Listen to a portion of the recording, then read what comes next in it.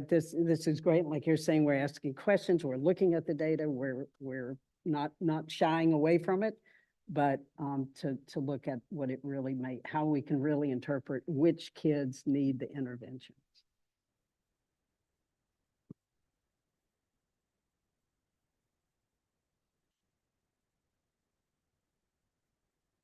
Algebra LEAP data, like that big jump from 21-22 to 22-23, like, you know, nearly doubling our percent proficient there, or percent basic and above there. That was interesting to me in algebra. I'm very curious about that too, because that's the LEAP test that really prohibits a lot of mine from advancing, is the algebra 1, is the math. The remediation in math that they need is extensive. And to see that 41% got basic, I'm just really surprised. Well, I would say, you know, to build on what Melanie was just saying, that it's proficiency testing. And so when you look at these scores in the high school, which one is the most language-based? If you see the U.S. history is actually the one that you have to be able to read and have a high proficiency to be successful. So for me, it makes very good sense that the U.S. history would be one of the lower ones, and then biology is one of our sciences. It's not like chemistry that's based so much on math, but a lot of language skills there as well. And so algebra is the one that has the least amount of language skills. And so it's without knowing more information, it lines up with what we see nationally. And so do you feel like people are taking that into account, that this one is going to be, this history is going to be a heavy lift? They're going to need to, you know, be a little more proficient in English first. So let's let them wait a little bit extra to get this proficiency up before we attempt that. Do you think like that happens? Or do you think there's more of a, let's just throw them in and see how it goes, and then we can just take it some more times if we need to? Or what should be the approach to that? If we know it's going to be a challenge because there's so much reading and writing, do we do anything to account for that? U.S. history is traditionally a junior level, an 11th grade level class. So by the time they've advanced and they've acquired those high school credits, and they're usually at a higher level proficiency. Whereas English 1, algebra, those are the classes that all freshmen take, and that are students who come brand new to the country or pushed into those classes oftentimes. And one of the challenges that I have is I have no way to assess when they come a baseline for their math, their fundamental math skills, or their literacy skills in their native language. And that's where I find it's a big challenge. The two challenges are trying to fast track the language acquisition and trying to remediate the gaps. When we talk about turnover with staff, I've trained a lot of our new teachers in St. Tammany Parish. I've been doing it 11 years, but I've seen a lot of turnover. And it's not because of the kids. The teachers are overwhelmed with the responsibilities. They're the EL coach, they're the EL support, they're doing scheduling, they're doing accommodations, and they just are overwhelmed. And we have a high rate of turnover. A lot of times our teachers are put out at multiple schools, multiple responsibilities, and it's just a lot because our population, our students need a lot of time and attention, and they deserve that. Do you feel like if a 14-year-old comes into a school system, do they put that child straight into English 1 and Algebra 1, or do they do some proficiency testing to see where they are and then maybe put them into like something different English, different math, and then let them, yeah. The only proficiency testing that we do is the ELPS test. We do not put a traditional student right into English 1 because it'll almost be impossible, but we do put them into Algebra 1. I used to give my students, I got a hold of a math tablet test that was 25 questions, no words at all. It just got progressively harder. It started with addition, got progressively harder. Most of my students coming in, especially from Honduras, scored between a kindergarten and 2nd grade level. And this is where we need remediation in math to come and play because it's such a cumulative subject. That's why they struggle so much by the time they get to the higher level. With the English 1, we usually hold off on that at least a year till they have some basic English and some literacy, because a lot of times it isn't just teaching them the language. We have a lot of remediation to do in literacy. I guess that goes back to what Dr. Gray was saying about counseling, knowing what you can do in terms of flexibility with scheduling and placement decisions and all of that. I feel like the districts probably have the ability to do some of these creative, you know, or things that are more in the best interest of students, but maybe they don't know, or the counselor, the school level personnel maybe doesn't know? That's exactly the case. When a counselor just doesn't know, they have so many students, they just automatically enroll them in certain courses. Through the years, we've gotten our high school coach to work with the counselors, or basically we send the counselors an email explaining exactly which courses our Ls need to be enrolled in high school. And we always start the newcomers and the emerging students with us for 4 hours a day, and they get their math essentials before they go into algebra, and they get their business English with us before they go into English 1, so that we can lay that proficiency foundation first. Maybe Monique, you could talk a moment as well about the proficiency testing that you do of students in order for them to acknowledge their literacy in their home language, and the credit that you give that way. Yes, ma'am. We give the stamp test to all of our English learners in middle school, and that lets us know their reading, writing, listening, and speaking proficiency in their native language. They can earn their 4 high school credits in their native language in 8th grade.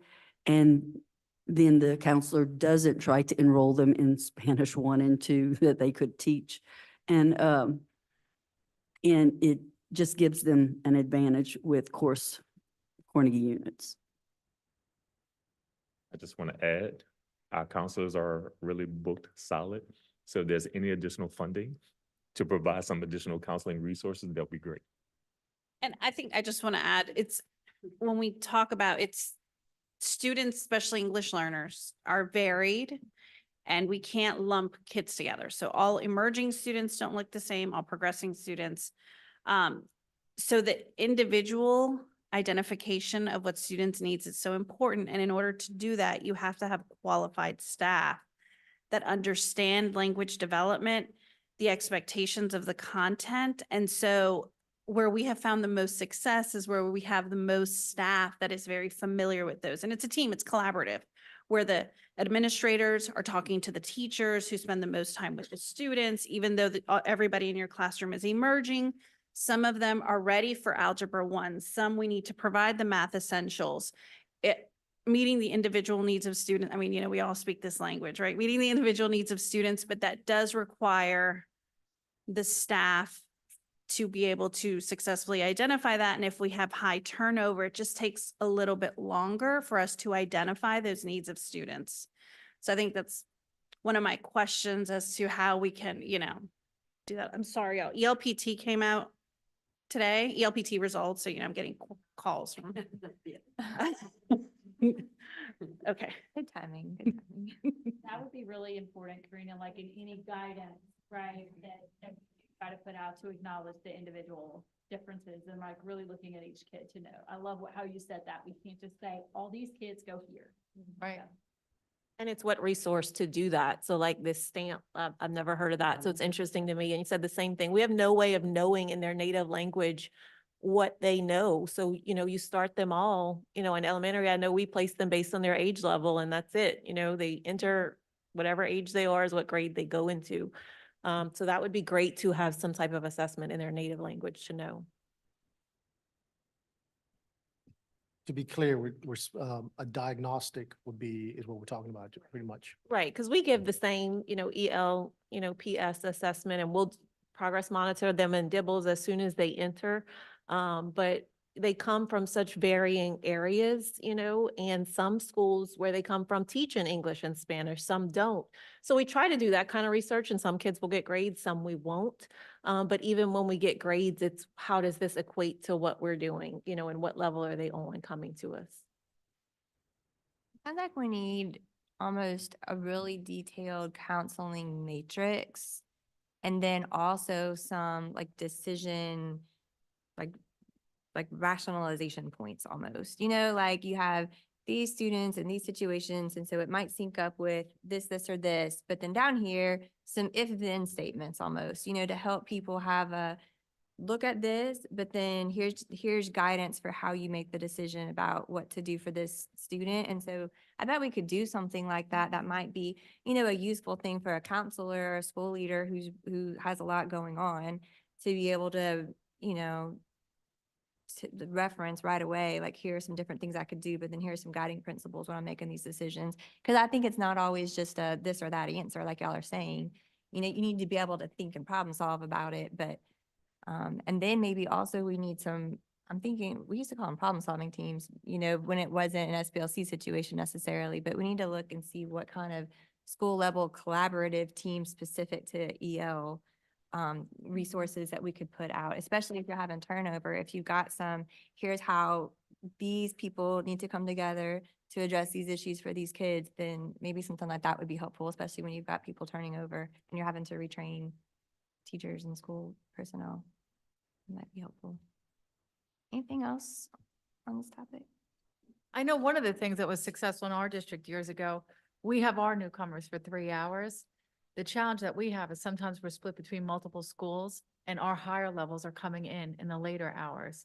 So now you're teaching, it's a 3-ring circus. It's a lot of different abilities and a lot of different instruction going on. Years ago, when I first started, we had a tutor in every junior high and high school had an EL tutor on campus. And that was an integral part of the program, I felt, because a lot of times she worked individually with some developing students while I was teaching the higher level ones. For many of those higher level students, it was the only hour of the day that I got to see them, and they needed a lot of support. So having her present was incredibly helpful. It's similar to the role of a para, and that's something I think that we definitely need to look at having. Because the students need support, and sometimes our EL teachers are just stretched so thin with all the expectations.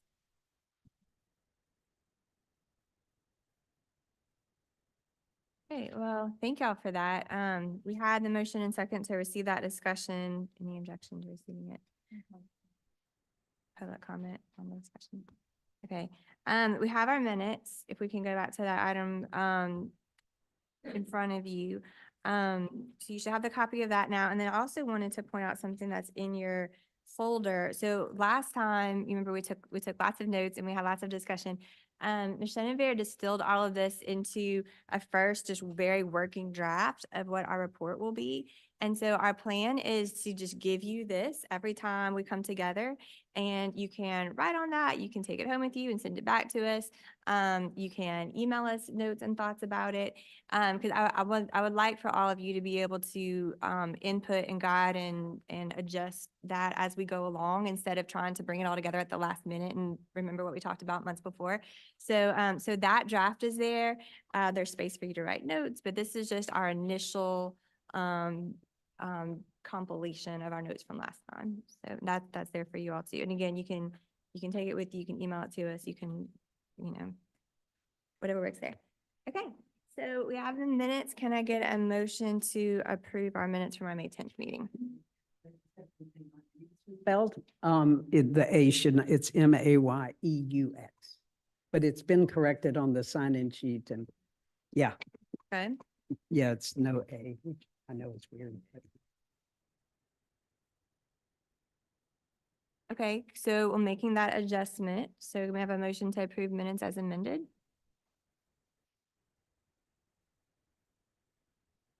Thank you. And a second. Second. Thank you. Okay, objection, public comment, hearing none, we'll move on. All right, so our next item is the consideration of an update report regarding EL funding and resources. So could I get a motion to receive this discussion? Thank you so much. And a second. Thank you. All right, and so I'm gonna ask Ms. Maya to give us some updates. Do you want the clicker? Or do you want me to, you want to tell me when you're ready? And yeah, I'll I click can for just you? tell you, okay, you can, next slide. Good deal. Okay, so as we're talking about all of these amazing initiatives and things that we could do, the question always comes up, how do we pay for them? So I am going to go over some of the basic or the general funds that can be used to support your L program. But first, I wanted to start with the requirements. That our English learners are also protected under civil rights and the Equal Education Opportunities Act. And over several, especially two major Supreme Court cases, the Lau case and the Castaneda case, that these requirements are that a program, a district must have a language assistance program and services that meet both the civil rights requirement and best meets the needs of its L population. So to meet the civil rights requirements, a program must have three things. They must have services and programs based on educational theory recognized as sound by experts in the field or considered a legitimate experimental strategies. So in other words, they have to have a program that is shown to be effective. They must have the resource and personnel support for effective implementation. So when we keep hearing there's not enough staff, that raises concern. Services and programs must succeed in reducing student language barriers within a reasonable period of time. So again, these are things that every district must have off the top, off the board, right? And then under Lau versus Nichols, the districts have the responsibility to ensure Ls have equal access to education in every classroom that they are in. So those are the overall, rights and expectations of every school district. And that core program comes out of general and state funds because it is a civil rights requirement. And I'm happy to provide you more information on that if you need it, like, all of the various things that are covered under civil rights: identification, communication with parents. There's a number of things that must be done under this general requirement. Next slide. Now, there are title funds that can supplement the core L program, but only supplement. It cannot fund the basic program, or that, again, that needs to be done out of general funds, state and local funds. And so this is kind of the hierarchy. At the bottom is, of course, core instruction provided to all students, paid for with state and local funds. Then the core L program is required by Castaneda, again, is paid for by state and local funds, and it must occur in absence of any federal funds. So if you go to a district, you should be able to say, what is your core program for your English learners? And they should be able to answer that question, whether it's scaffolding, whether it's, EL coaches. And then there is Title I. Under ESSA, a lot of Title III was moved into Title I. And also ESSA did, I think, one of the most important shifts in ELS is they moved accountability of ELS into the accountability system, where they are now part of that system, and a school can be considered UIR or ultimately CIR just based upon the performance of their ELS. And they also, by moving it under Title I, they also gave the largest funding source that is available. And in the state of Louisiana, I cannot think of any school system that doesn't get Title I. Now that may, don't hold me on that, but it is certainly much more common or much more readily available than Title III. And under Title I, services can be provided to ELs, any EL students that are eligible for Title I, that are in Title I schools, and an EL set aside is allowed. So off the top, a school district can say, we are setting aside this amount of our Title I funds specifically for our ELs to supplement our core program. And then, of course, there's Title III.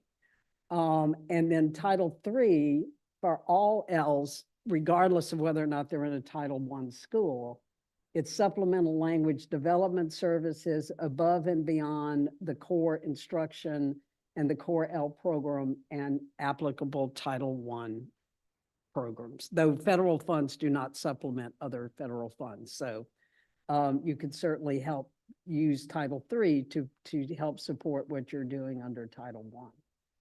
So next slide. And this is just an overview of the purposes of these funds. Title I is the most known. And when people talk about funding for schools, it's almost always Title I that they're talking about. And it is especially for at-risk students, significant opportunity to receive a fair, equitable, and high-quality education and to close the educational achievement gaps.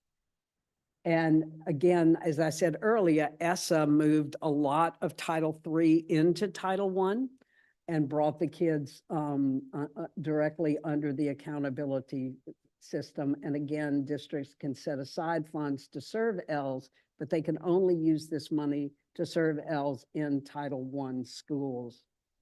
So there may be some schools where the kids cannot benefit from Title I.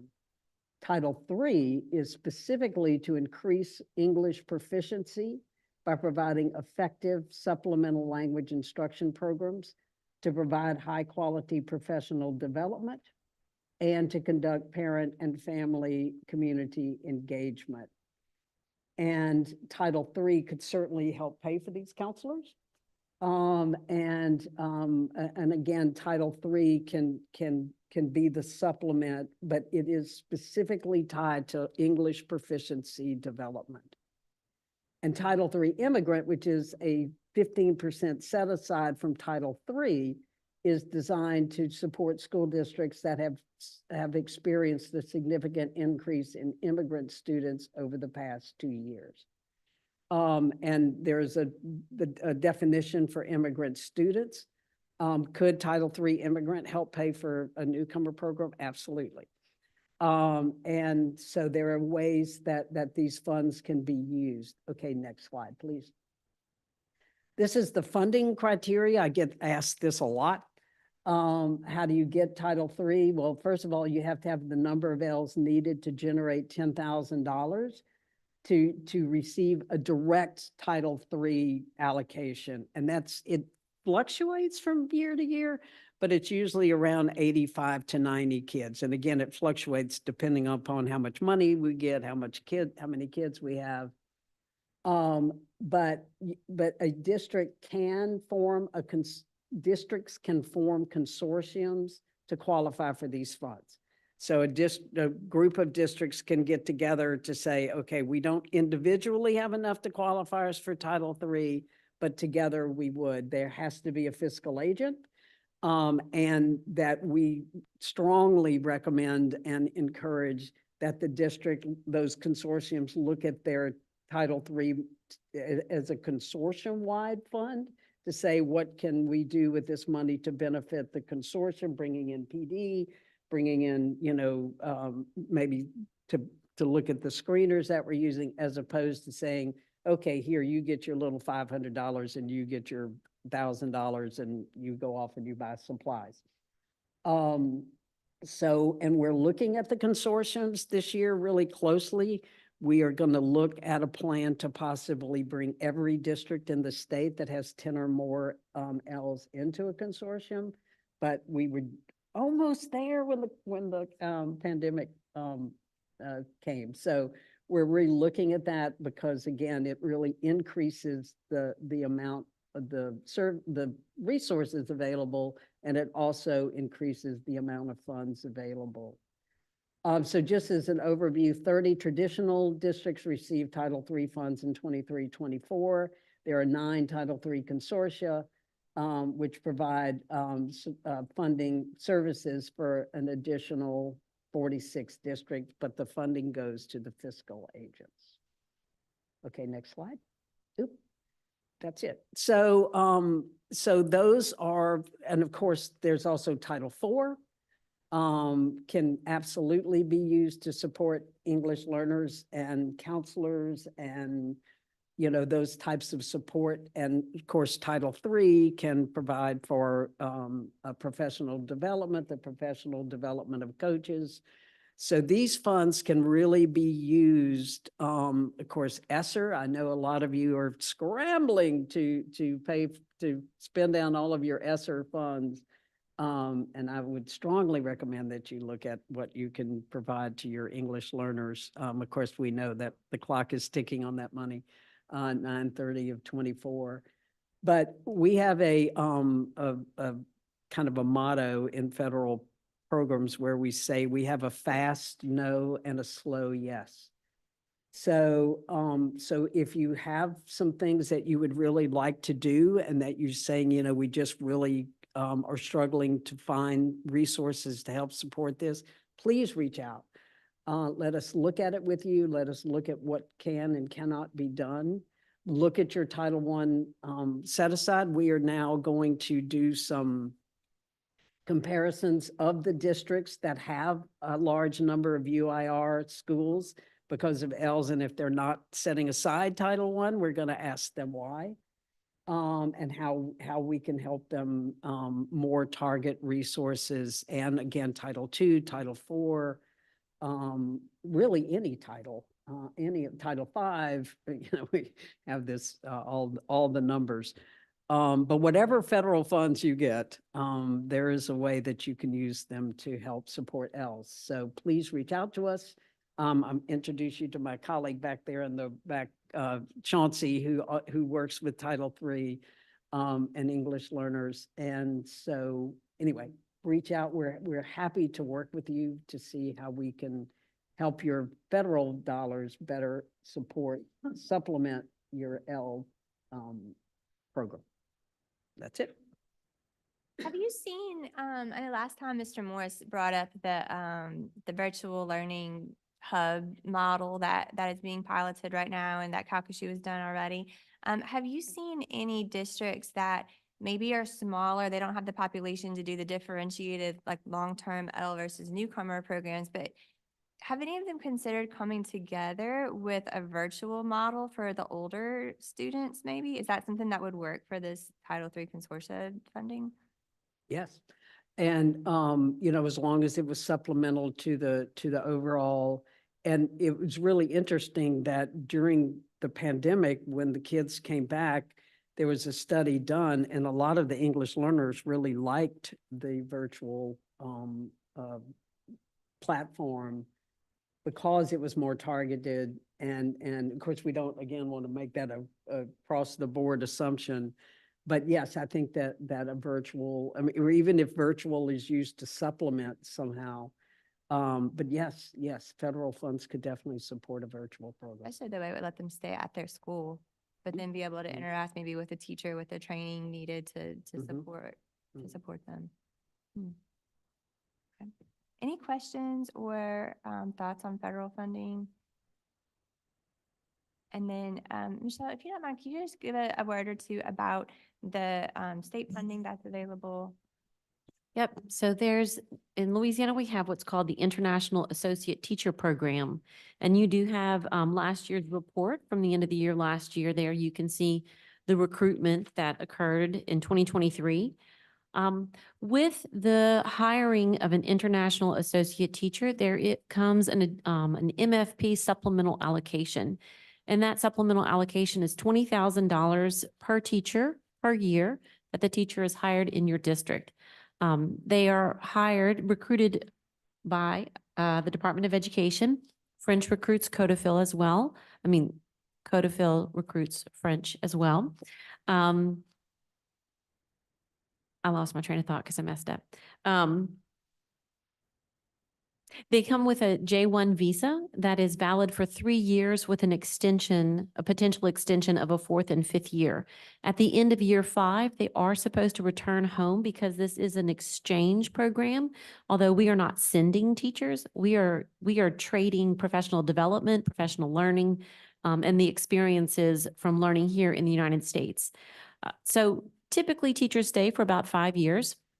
You can see that it changes. If you have this paper in front of you and you look at the table that's on the front about the recruitment campaign, I encourage you to look at the number of applicants we received from Mexico, Spain, and Central and South America.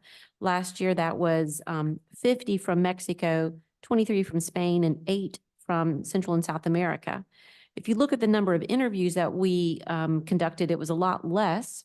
And then if you look at the number of hirees, there was only 17 people that we recruited from Mexico and 7 people that we recruited from Spain, no one from other Central and South American countries. And that's because we did not receive requests from our school districts. Not that the teachers weren't qualified. In order for someone to apply for this program, they have to have at least 3 years of experience teaching in their home country. They have to hold at least a bachelor's degree, and they have to be a certified teacher in their home country. So the people that are applying are high quality, usually. A lot of times they go through a series of a vetting process by their home country before they come to us. So one thing that you should know is that a lot of times the requests that we receive from the state of Louisiana is for immersion teachers in our one-way immersion and in our two-way immersion programs. But a lot of these candidates are actually second language teachers. So they're certified to teach English or another language as a foreign language, and they would be eligible to teach Spanish here in Louisiana. And what does that mean for us as the L task force? Immigration has regulations about who these international teachers can teach when they are here. They state that they must teach majority English speaking students. So they cannot come and do interventions like the RTI. I know that's a wonderful thing, the program that we do. They have to be a teacher on record. They cannot do the RTI. They cannot be the EL specialist or something like that, but they could come and teach in a middle school, for instance, and teach Spanish to all of your population. And if at least the majority of those students are English speakers, then you can have students that need to learn to be literate in their first language. And it's important when we talk about these literacies and so forth, that we know that when someone remains illiterate in their first language, they will hit a plateau where they will not be able to reach their full academic potential because they've remained illiterate. So when we think about who we have here and how they could be applicable in our school systems and how they could help our L students, we think that that's really one of the best ways. Elementary school programs, of course, but really those middle school programs, because like we saw in the data earlier, when they start to get more and more content focused instruction, that's where they're struggling more.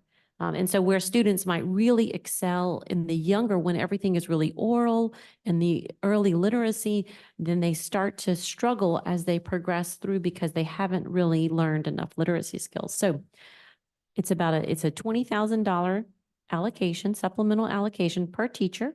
It's supposed to go to the schools, and the schools can use it for salary, but they can use it however they need. So if you say that you're looking for a counselor, imagine if you hired 2 international associate teachers to teach Spanish in your school, and you have additional $40,000 that could help with another personnel, either in the central office or at that school to benefit the people there at the school.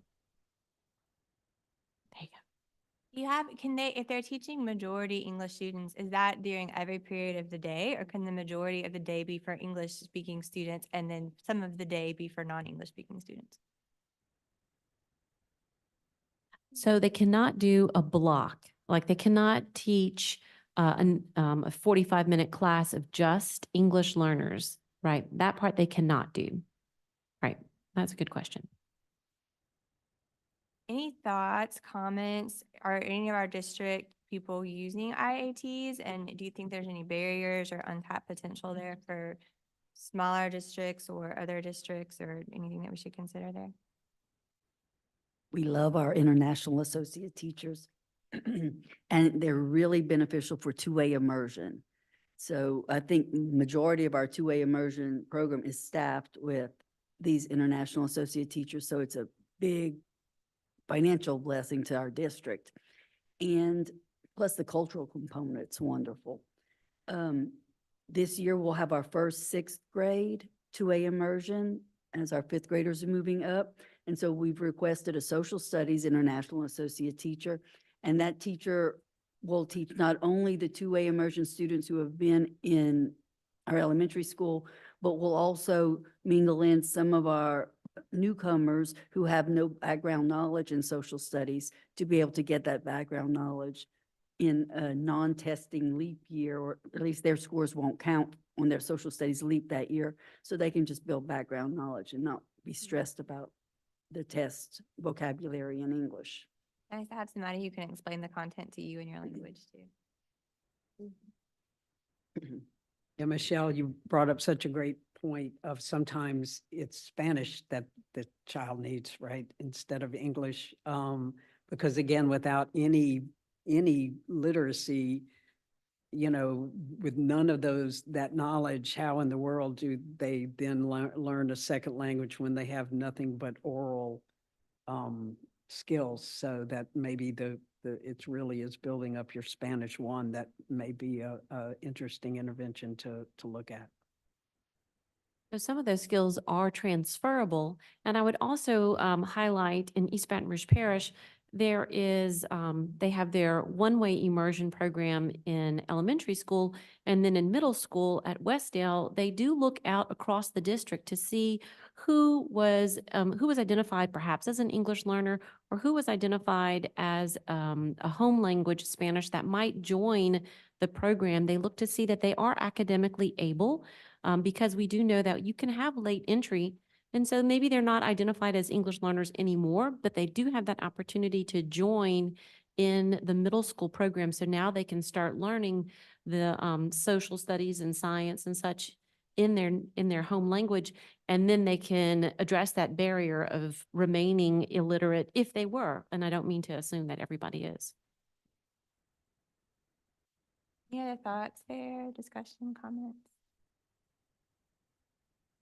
I really like the idea of the middle school support, kind of helps both groups of an international associate teacher. Because we have international associate teachers. We also love them primarily in our dual language programs. And I think some of our foreign language teachers in the high schools, maybe also international associate teachers. I wonder for the middle school, because this would be bonus staffing. Would that be something that could be supported with Title III?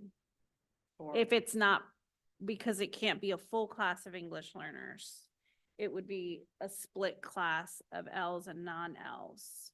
Because it is bonus staffing, and our staffing is maxed. I think, Since we have you here, Melanie, I'm just. I know, and I don't want to be on the record by saying It's absolutely. just, it's slow, yes, I remember that, that's stuck with me.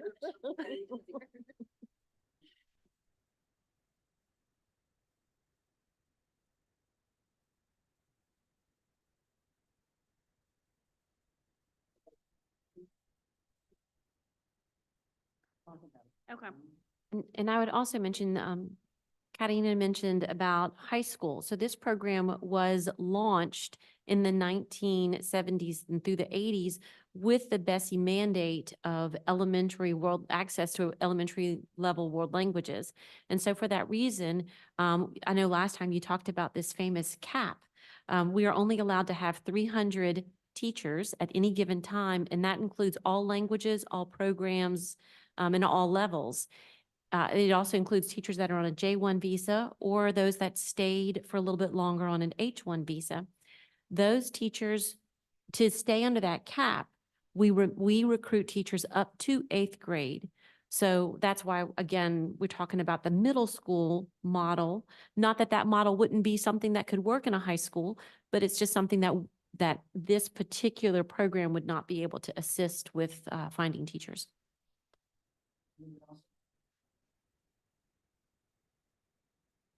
And to be clear, Ms. Bro, you said 300 is your cap? Correct. And is it correct that I'm seeing that it's, the number of hires were 80? So whenever we want to look at that, the total number of teacher participation, so it's not by year, but instead, if you look on the next page where it says our total number of teachers was 226.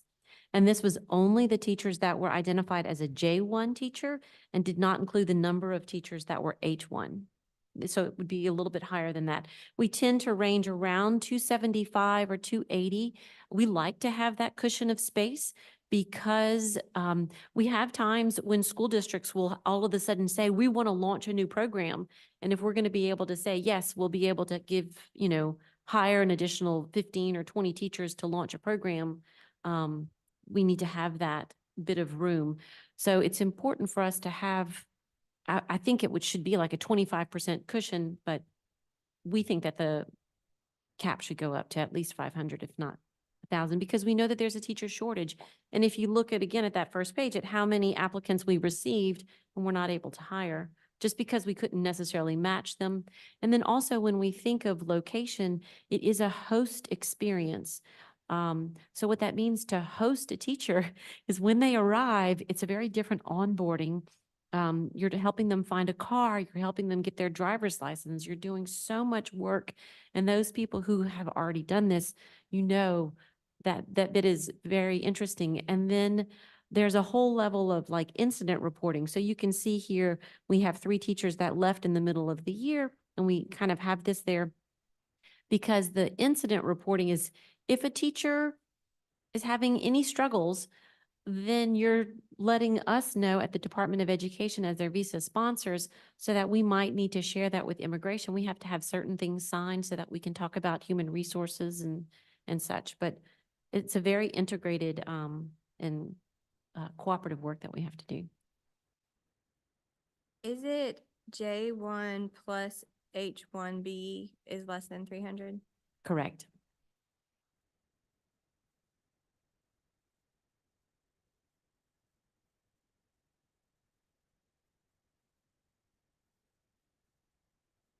Any public comment? All right, any opposition to receiving the discussion? Okay. So we will move to our next item. We are very excited to hear from some of our district level EL experts. So consideration of an update report regarding effective programs for ELs. Can I get a motion to receive this discussion? So moved. Second. Yes, yeah. Okay, and so I think we had they sent us some materials that we printed out and they're in your packet. And so I'm okay with whoever wants to go first. Cody, your name is first.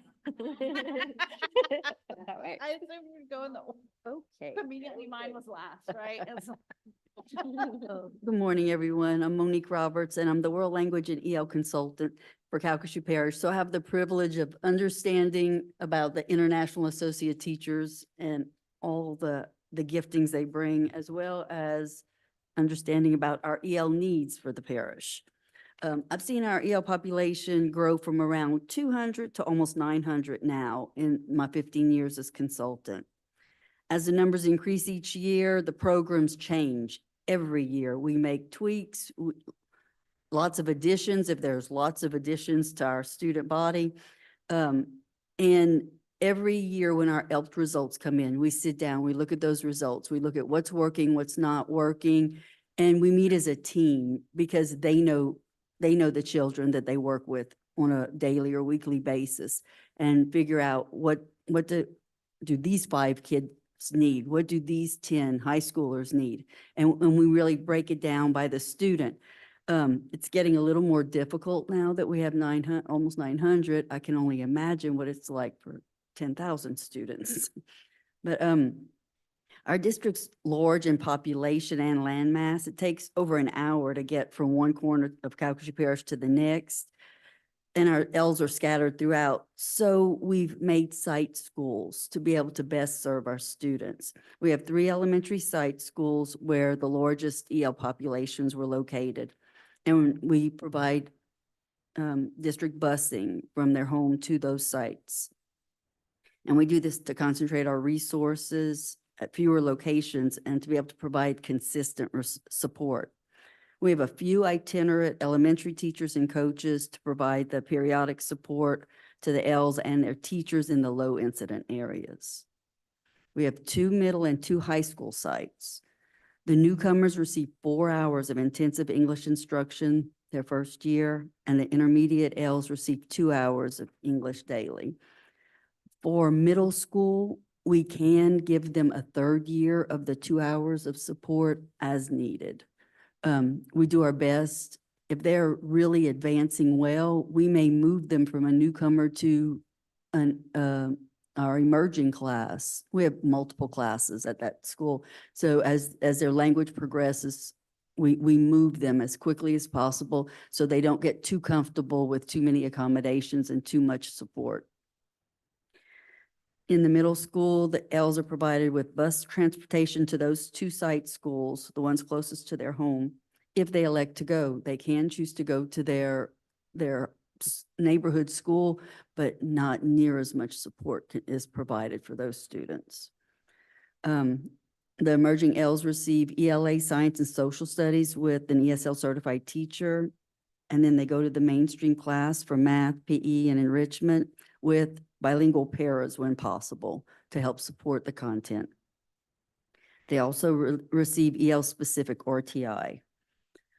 The high school Ls piggyback on our career and tech education buses, and they go from every high school to the various sites where the career and tech and AP and certain courses and virtual or whatever is offered.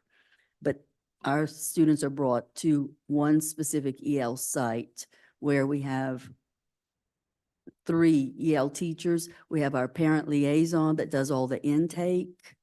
He's bilingual. And mid-year, when we get our influx, he becomes one of our newcomer teacher so that the other newcomer class can continue to progress at a quicker pace.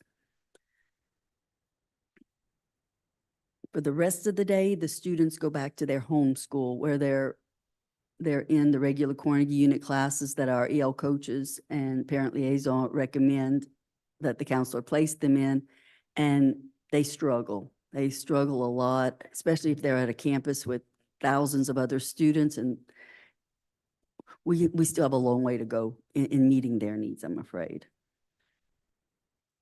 Our, let me see. All of the classes that we offer for high school or Carnegie units, we have reading 1 and 2, which are just electives, but all of the others do provide the Carnegie units they need for Jumpstart or a TOPS graduation pathway. Our Spanish population is consistent enough to be able to have 2-way immersion. That was added a few years ago, and our babies are moving on to middle school next year. All of the national research shows that this is the best program to produce biliterate students and to eliminate long-term Ls. But it's hard to track the data because these students move a lot. We always have a full class, but they may not be the same kiddos that started in kindergarten. It's very fluid as the population is. And we test them in their native language, and we use the IDEA pencil and paper tests in Spanish to test them for reading and writing. We wait until middle school to give them the stamp test because that's about a $20 cost, but we do use Title III and Title IV money to pay for that. The 2-way immersion program is only successful because there is an EL expert on that campus that can work with, and there's also bilingual paras and interpreters. And so they can work with the parents, they can work with the students to find out exactly where the students are, what their academic needs are and will be, and then put them in the prescribed program that's best for them. We have regular ESL there, which is during their RTI block. They go to the ESL teacher for 45 minutes, and that teacher supports everything that's going on in the mainstream classroom. And we have 2-way immersion, and some students have moved from one into the other and vice versa. We just try to meet the students' needs best we can, and you have to know the students and their needs to be able to do that. And so you have to look at a lot of different data to figure that out. Calcasieu Parish has done French and Spanish immersion for years, and I think has had a great and strong program. And we have every kind of EL program I think there is. And I thought, well, two-way immersion, that ought to be a breeze. Well, it's not. It's different. And there's a lot of little components to it. And again, the key is having experts on the campus to know how to meet those students' needs. We've come a long way in 15 years, but I feel like we still have a long way to go, especially when it comes to high school students. In the last few years, we've seen an influx in our middle and high school of students who have no literacy in any language and have no desire to attain any. These kids want to go to work. They've been in the workforce for multiple years in their home country, and they just can't wait to get into our workforce. So my big concern is, what do we do with these kiddos? We enroll them and we try to educate them, but they're not showing up to biology and chemistry. They disappear. They wouldn't even consider advanced math and any other course that's not required. So if they come in early, if they're here in middle school, and we know that that's their intent and their goal, we can direct them into Jumpstart, and that's wonderful. It's the kiddos that come in at 16, 17 years old with no high school credit that I feel like we're failing them as a state, and we need an alternate pathway for them. But that's such a slippery slope because we don't want principals sticking every L entering at 16 years old into this quick graduation pathway when the child is college capable or Jumpstart capable. So I don't know what the answers are, but I know we need to seek out those answers for those children. And thank you for letting me be part of this. Do we want to do all three of our presentations and then talk? Can we want to take that method, that approach? Okay. All right, Mr. Rico. Good morning, everyone. In the, I'm going to be speaking on a couple of different topics, and I'm trying to go ahead and see if I can scaffold in some of the presentations, because I got a feeling we're going to be saying a lot of the same stuff and everything. So I'm going to focus on a couple of specific slides. If you look at the EBR presentation, I do this presentation specifically to go ahead and look at some of the data, but also to look at some of the programs as well as supports that we're able to do within our district. The two slides, I think, are on page 13 and 14. I'll get to those eventually. I want to go ahead and make sure that we see, as we all know, that demographics and EBR, we're constantly growing, right?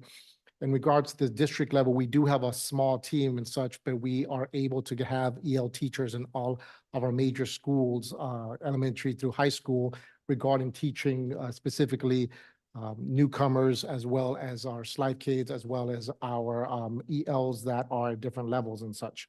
I did put in some of the DIBELS data and such on there and such. However, you know, we're still waiting to get some more data released, and we did see some increase when it comes, we did see good increase actually in regards specifically to our English learners up to our middle of the year data. And then I did put our at-risk and some risk data as well to show that there was a good decrease in regards to our English learners.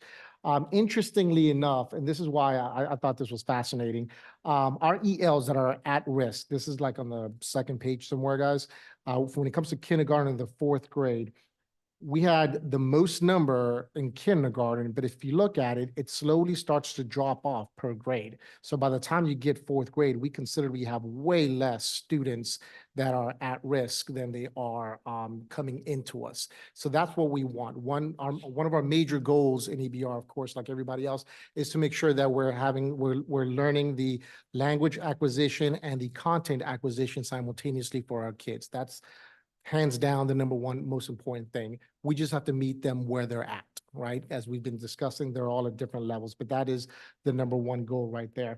And then from there, we want to, of course, exit them to where our English learner population is small as they get older. So we can specifically, as we're talking about, you know, meeting the needs of our kids as they're much older in high school, right? We want that population to be as small as possible.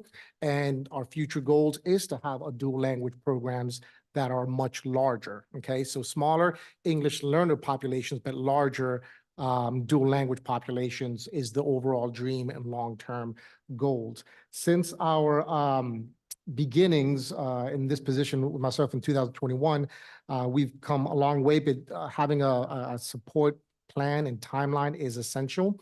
We went from having very just basic things in EBR to then enhancing into several different components.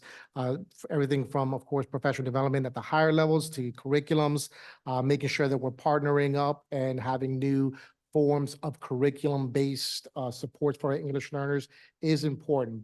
Ultimately, what we've learned is that making sure that our content teachers are trained and empowered to support our English learners is where we're going to get, in a sense, the more bang for our buck. I'm going to discuss a little bit more about that in a second. I did put on there as well that, for this summer and everything, it's also very important that we continue to support our English learners throughout the entire summer.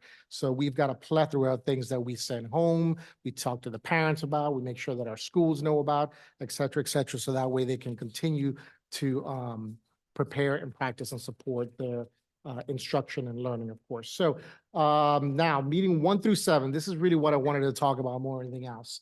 Some key things for really any school leadership director and or classroom teacher in regards to best practices for supporting English learners at a district level. Number one, I can't stress this enough. I've learned very much that building relationships is the most important thing that any individual working with English learners can possibly do. Of course, at the school level and the teacher level, that is how you're going to know how and what your students need, how they're doing, and monitoring throughout the school year, of course, right?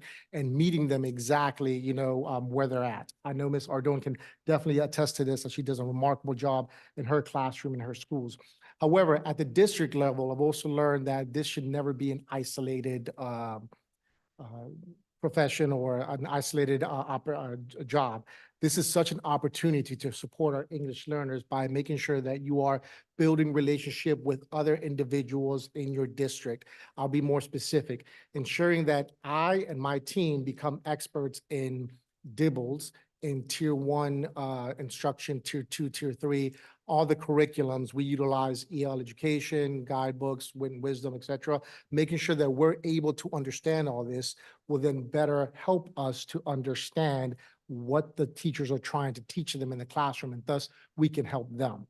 Also, if the coaches from a literacy department or the ESS department, right, or the math department, or even fine arts is a good example. If they understand what EL accommodations are, if they understand exactly what our overall goals are for this particular year and the next 3 years and such, then they will go ahead and reinforce exactly what we're trying to do to support our English learners.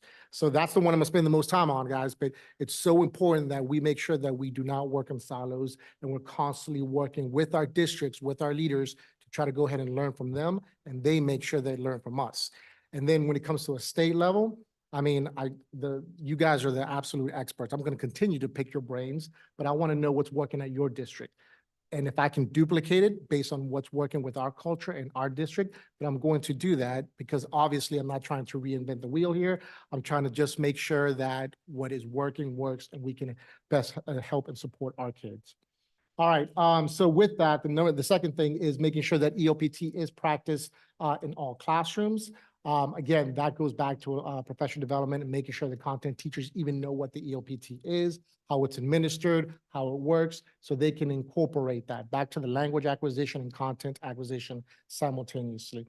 We've discussed already a mirror learning, but having a good tier 2 program and also a supplemental program to support the tier 1 is essential, I believe, to making sure that whatever gaps the kids might have, they're going to go ahead and try to close those gaps to continue their learning.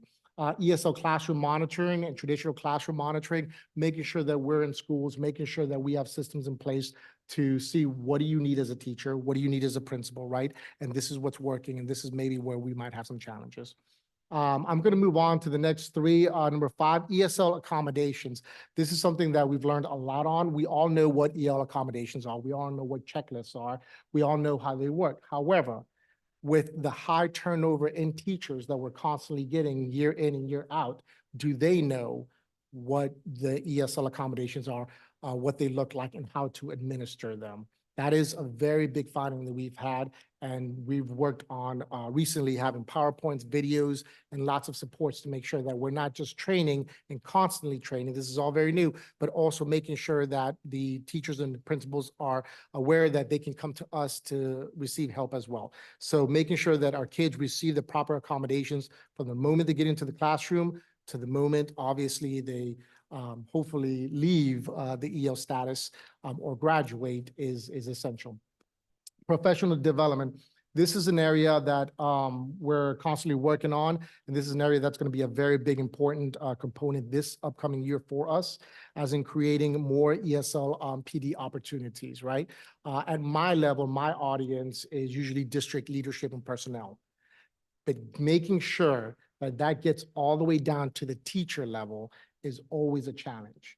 So making sure that we are constantly working with principals, their executive directors, as well as other department heads to ensure that that teachers this upcoming year is a big thing, have the opportunity and the means and the ability to go ahead and receive this essential professional development is going to be key, I think. And this is, again, open up not just to our EL teachers, but we want this to be opened up to all our teachers because at the end of the day, our English learners are in everybody's classrooms, right? And when we say professional development, this is a wide range of supports. Again, what do EL accommodations look like in your classroom, right? How can we incorporate English learners into fine arts, right? ESS and ELs, what does that look like? You know, ELPT Connect, you know, how does that work? How does that affect my SPS score, et cetera, et cetera? There's so many different things that we are able to have and provide. And we've got we've worked hard to create all the work, but making sure that it's communicated and trained well to the individual teachers, that is one of our main goals moving forward. And then, of course, as we've continued to talk, making sure that we see the opportunities and advancements of our dual language classrooms, seeing how we're able to, of course, in elementary and middle school, we're working hard on that, but how we're able to see what opportunities look like in high school. To us, having this more in the high school level is an essential component to making sure that, again, our kids that are coming into us come to our schools, stay at our schools, and are able to succeed to graduate with our schools. Okay, so that's the main stuff I wanted to talk about right there, guys, and such. And then from there, I just put a whole bunch of resources. I know there's QR codes and such, but a lot of this is EBR password protected, so I apologize. But I can get you anything that you want, all right? I'll make sure that I can provide a lot of information that we might have on hand as well. Okay, and I think that is just about it. Thank you.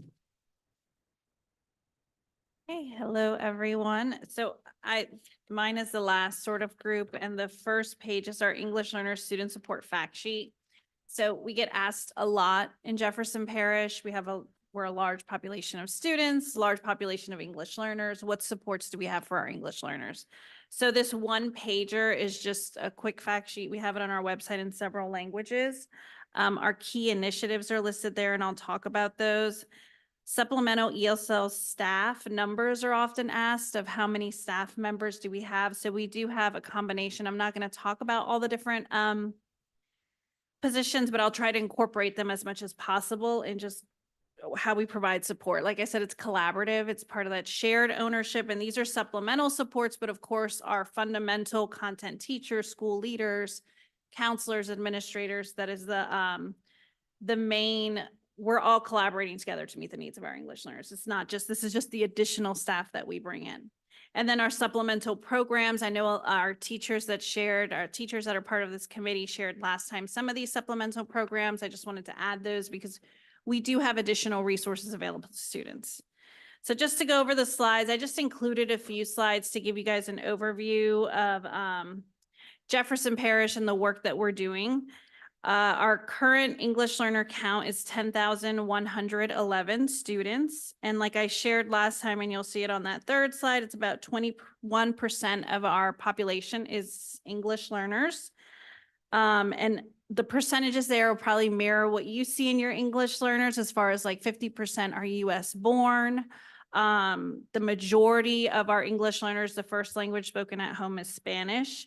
But we do have over 38 different languages spoken in Jefferson Parish by our English learners. This is not even including our non-English learners, which we have, students that are bilingual that are fully English proficient. The 1,026, these are students who have been in the country for less than 1 year. So as you know, we are constantly enrolling new students. We were enrolling new students that last week of school that were brand new to the country or close to being, maybe enrolled in another state for a little while and have been in the country for less than 1 year. That fourth slide, you'll see our ELPT assessment index. So we have really been working hard to make sure our students are on trajectory, and we have a very long way to go. Although, we want to celebrate our growth, we have a long, long way to go when, looking at the number of kids scoring 0, that is what keeps us up at night. So we are excited. Like I said, ELPT scores came out today. Our schools, our teachers, that's I think speaks to the work that we've done, because it's hard, looking at numbers, you want to see every student showing growth on ELPT, but the fact that I'm getting phone calls and texts, almost the harassment level by school leaders and teachers for when are ELPT scores coming out, because I said mid-May and it wasn't mid-May. That makes me feel good, because I remember there was a time when only I was aware of how our ELDA scores were coming out. So I'll flip to the second page of slides. We are a large school district. And so this is just overall ELPT data. This was 2023 ELPT data. We'll dig into 2024 as soon as we get more time. 50% of our schools increased their ELPT scores from 2022 to 2023. It speaks volumes to our school level teams really focused and understanding the individual needs of English learners in the 4 specific domains. 25 Jefferson Parish schools increased their ELPT scores by 5 points or higher. And we're talking about assessment index points because we put it into the calculator. I know that may impact what's happening. So we are talking about AI. We look at just ELPT and what that does for our assessment index. How many schools do we have, Dr. Gray? 80, 85? 74, okay. So of our 74 schools, 15 of our schools are 40% or more of their population as English learners. So we have a large majority of our schools have English learners in every classroom. And that really will lead me into the L strategic initiatives. We talk about MTSS and Tier 2 and Tier 3. But when you have so many English learners, they are Tier 1. Our Tier 1 instruction has to be meeting the needs of the 90% of the students in that classroom. And if they're English learners, it has to be meeting the needs of the English learners in that classroom. And those of you who are educators know that is very difficult and complex work. So our initiatives are ongoing. We are constantly building ways to keep this work going with new people entering the district. I feel very fortunate to have been in Jefferson Parish for the past 10 years. So looking at those numbers, those are a reflection of how much more difficult my job has gotten in the past 10 years. So anyway, that's just to give you an idea. So the 4 big initiatives are dual language programs. We were a part of that work with Beverly, however many years ago, and Michelle and everyone to implement dual language programs. We're now going into the 5th grade in many of our programs. And we have actually, I didn't link that here, just a brief, we have 10 minutes. We are looking at how our dual language English learners are performing on ELPT versus our non-dual language on ELPT benchmarks, LEAP for those grade levels that we have LEAP, and we have seen that they are outperforming. And that's really speaks to the work that, that's what research says, but it's scary when you are doing the work on your own.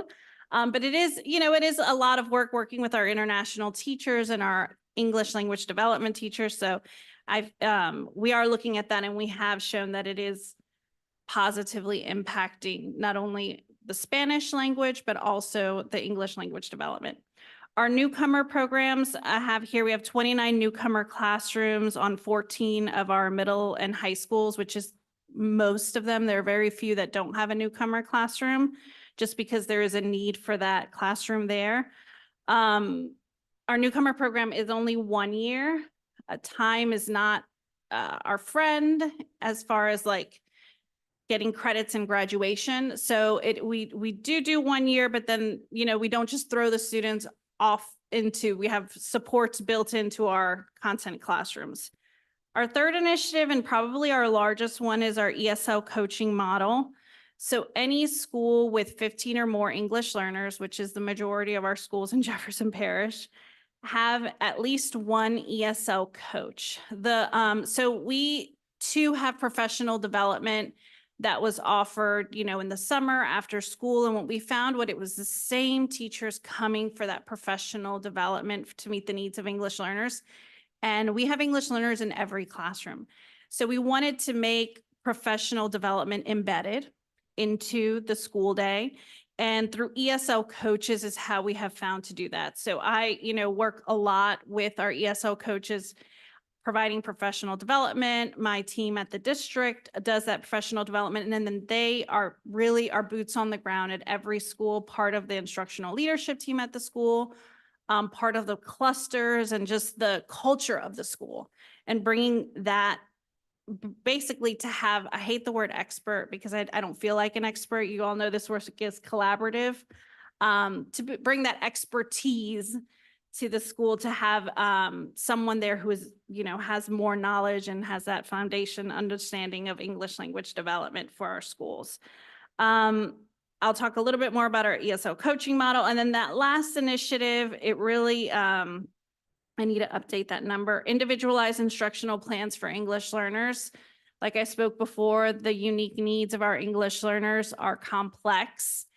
We do work with a data platform, EduSkills. Some of you may have that to help us build out these individual supports, but of course, a program cannot do it. It requires highly skilled people that know the needs of students, but we have a database in order to store that. I feel that that was at least a launching point for us, to have these individual plans outside of the checklist, but including the checklist for accommodations.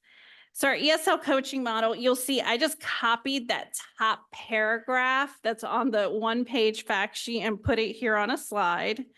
All Jefferson Parish English learners have access to high quality tier 1 materials and instruction in math, English language arts, science, and social studies.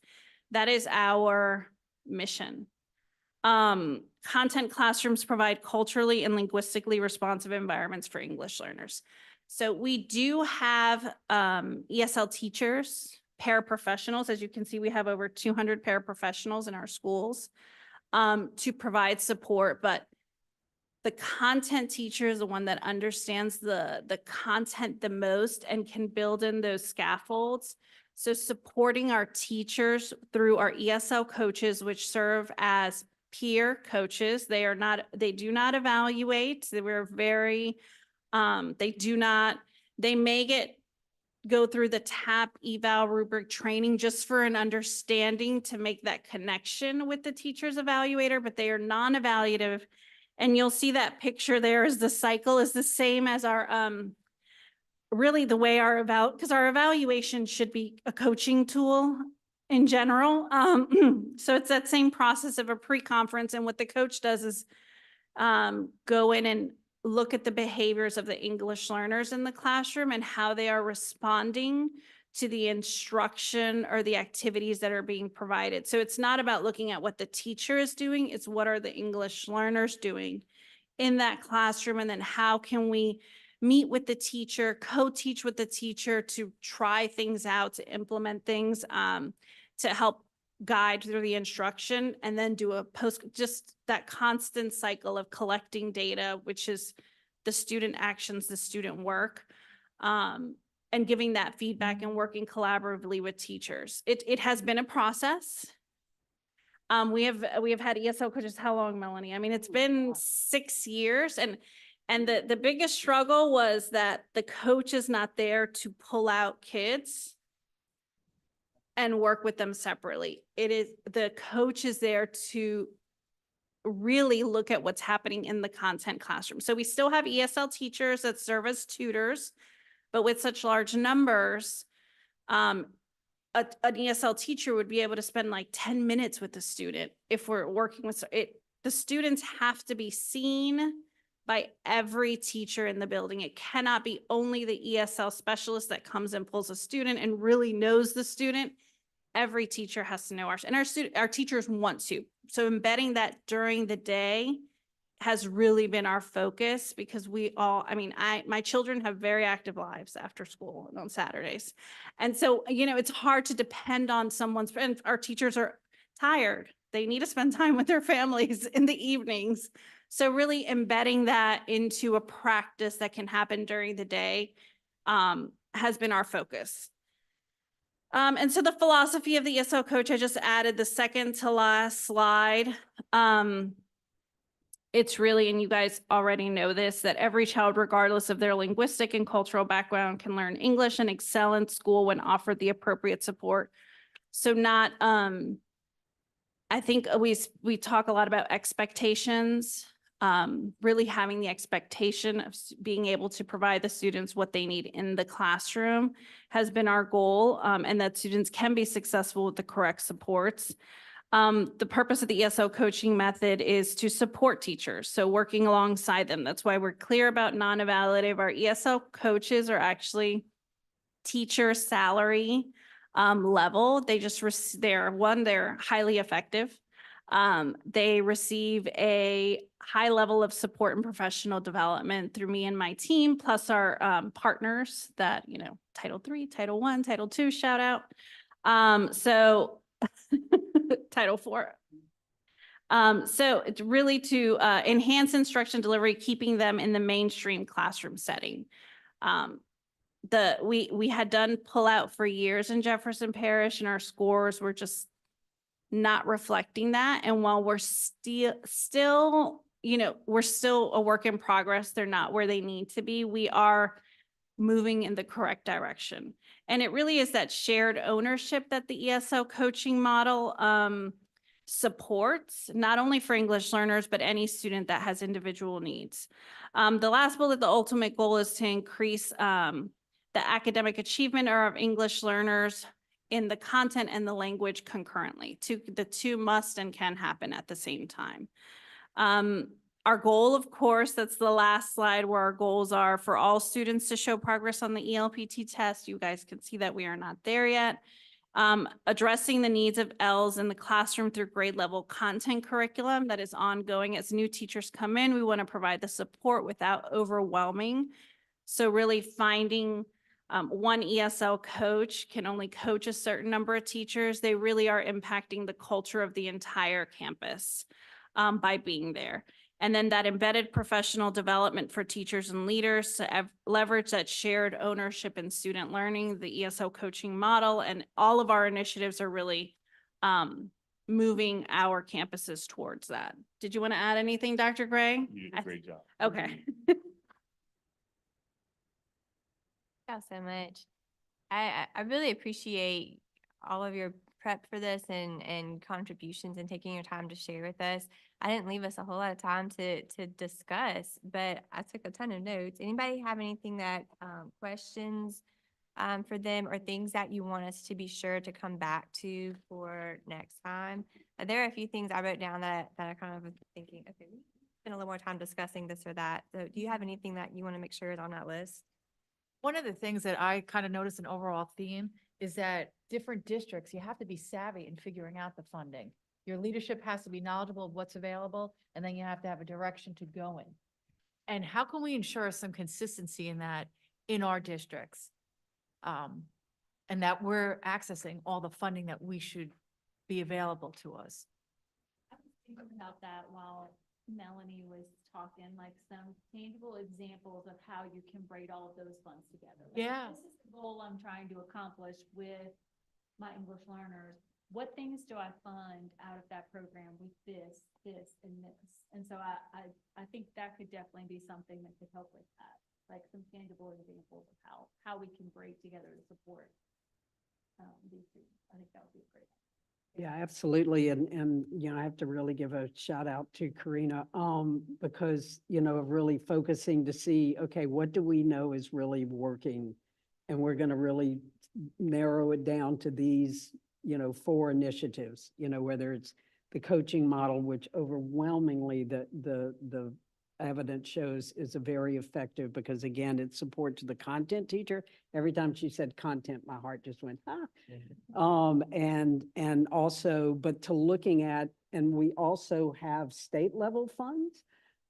So if you want to, or, you know, to support dual language, the initiatives that we absolutely know work.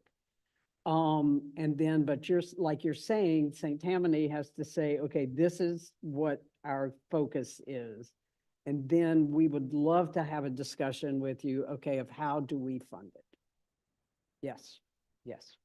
I think knowledge of all these different funding programs that are available and how you access them, as leadership changes or shifts, they may not be aware even of how to work all that in. Absolutely.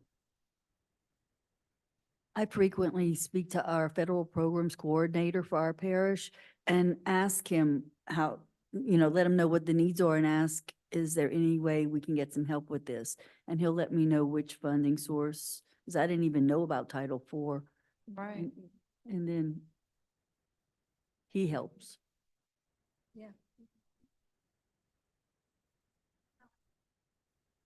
Is there a certain, because I feel like my federal grants and programs team does a really good job, and like, we have English learners, Karina, what are the needs? This is our, as an at-risk population. Is there a certain percentage of Title I that has to go towards English learners?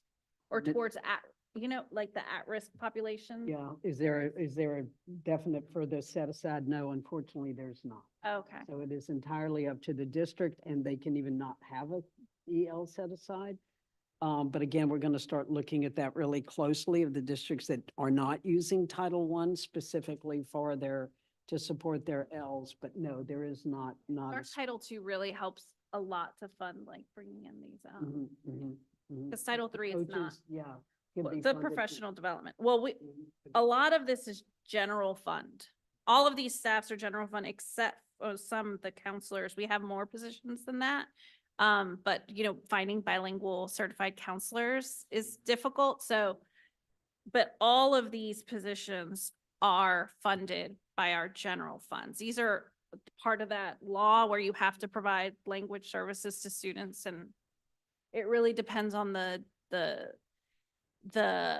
types, I guess the program model that a district initiates, which I think maybe our task force could help provide specific guidance, because it is hard. I mean, you know, we developed this, and we, like Dr. Gray and I, and with the input of all these wonderful people that I have crossed paths with throughout the way.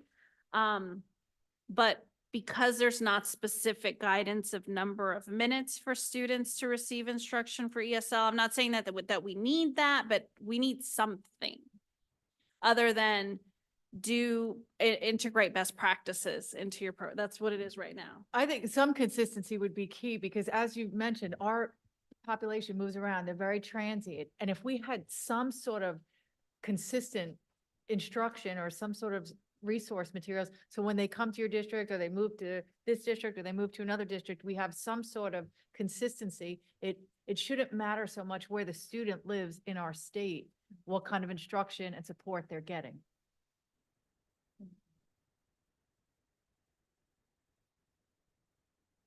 Love the recommended minutes. When Calcasieu talked about the 4 hours of ELA daily for newcomers, how amazing would that be? You know, for our elementary literacy scores, if that was something that was recommended for EL kids. Maybe like tailored for different levels of proficiency and things like that. Okay. Thank you. Anything else? All right, I want to be respectful of your time, because otherwise I could talk to y'all about this for probably 2 more hours. So thank you so much for your engagement and your support and your ideas. if you have something specific that you'd like us to talk about next time on the next agenda, please reach out. And we'll put all these notes together and we'll update the draft report with our notes from today. But also if you have notes that you want to add to it, you can send those our way too. And we'll get you an updated draft of that next time. So, let's see, was there any public comment on the discussion that we just did? All right, no opposition to that, so that's our last item on our agenda and we can be done. Thank you so much. Have a great day and I'll see you next time. Thank you.